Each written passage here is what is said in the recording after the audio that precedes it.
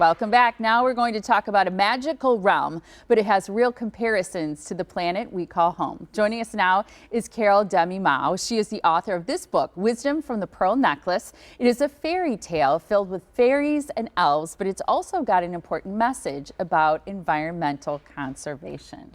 It's great to have you joining us this morning. Thank you for being here. Well, thank you for having me on. Tell us a little bit about the inspiration for this book. Well, I have lived in Colorado for the past 28 years, and it's a beautiful area with lots of hiking, so I did a lot of hiking. And I was putting together a book with fantasy and fact, but I wasn't quite sure where I was going to go with that. And I was hiking one day and tripped over a broken bottle on the path, and there's this beautiful area, very spiritual and wonderful, and then there's garbage on the ground, paper stuck in trees. And I thought, now I know what I'm going to do. I'm going to combine this spiritual and the fantasy, the fun fantasy, and conservation in my story. I love that your inspiration came from something so real to you and personal. You're out, and Colorado has so much sunshine, which is, I think it's a great state to hike, but it probably made you sad to see that trash, because that's how I feel when I see it on the side of the freeway or in my neighborhood. Yeah, well, we started, my husband and I started picking it up. We brought trash bags with us, so when we hiked, we cleaned up after others. Yeah, thank you for doing that. And I wonder, who's your intended reader? Who are you thinking about you wanted to read this book? Well, I wrote it mostly for young people, but I put little scenarios in it that they could discuss with their parents, and I found out that a lot of older people are reading the book and having their younger people read it so they could discuss little scenarios that are in the book. Cute. I know my parents as grandparents love to share books, especially with my oldest daughter. It's such a beautiful connection to share a book, I think, with your parents or your grandparents or a friend even. So I love that you had that in mind. Let's talk a little bit about the main character, Trudy. How did that character evolve for you in writing the story? Because you sort of wrote it and then tweaked it a little bit, right? Yeah. Oh, yeah.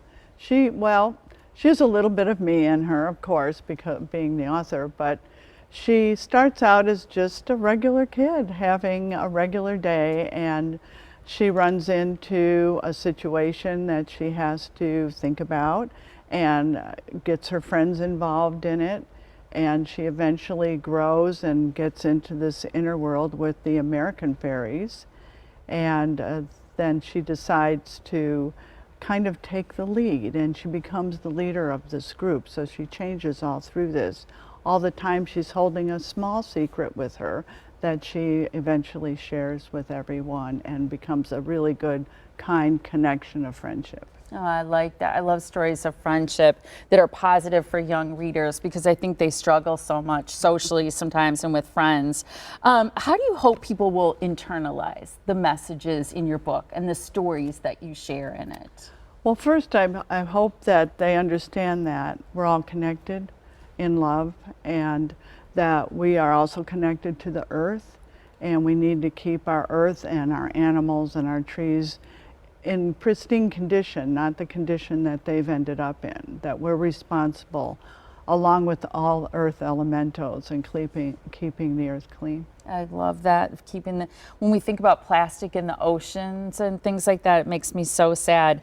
You mentioned a personal spiritual experience during meditation that led to the creation of this book. I'm a big fan of meditation, so could you tell us a little bit about that? Well, I was meditating on a beach while my husband was fishing, and I was looking up at the clouds, and all of a sudden, and this was very strange to me too, so I saw a number 7, and it was in the clouds, but it was perfect number 7. It wasn't puffy, it wasn't floating away, and I was staring at it, and I called my husband to look at it to see if he was seeing this too, because it was such a rare occurrence. Did he? And he said, yeah, he saw it. And I looked away for a minute, and when I looked back, it wasn't there. So the 7, to me and to a lot of Native Americans, means wisdom and that you're on the right journey. And so that was my confirmation that I was doing the right thing for my book. I love that. You got some direction, Yes. some spiritual guidance, which I love. Any plans for a sequel or a next book? Yes, I'd like to. It's in my head right now. I haven't written anything down. The past couple months have been a little hectic for me, so yes, I am going to write a sequel. I think Trudy needs that. Yeah, Trudy deserves that, right? And one thing I always love to ask writers is, when do you write? Because how do you make the time for it? Do you treat it almost like a job? Yes, yes. I meditate first, and then I just start writing. And a lot of times the writing doesn't really go into the book, but it gels with an idea I have, so I can work with it to get it into the book. Sort of helps inform what you're going to write next. Right. Where can readers go to find this? Especially before Christmas. It would be a great thing for grandparents and parents to get for their kids. Yeah, it's on Barnes & Noble, and it's on the internet. It's not in the store yet. Okay. It's Barnes & Noble and Amazon, probably. And at the Ewing's Publishing Company. And last thing, yes or no, if somebody invited you to join their book club, even virtually, would you go? Probably. I love when authors say that. It was so nice to meet you. Thank you, great. Carol. Thank you, Molly. Absolutely. It was fantastic. And here's the deal. You can find Carol Demma, do you say it Demma Mau? Demma. Demma Mau. There we go. You can find her book, The Wisdom of the Pearl Necklace, and learn more about the author on her website. It's carolmaubooks.com.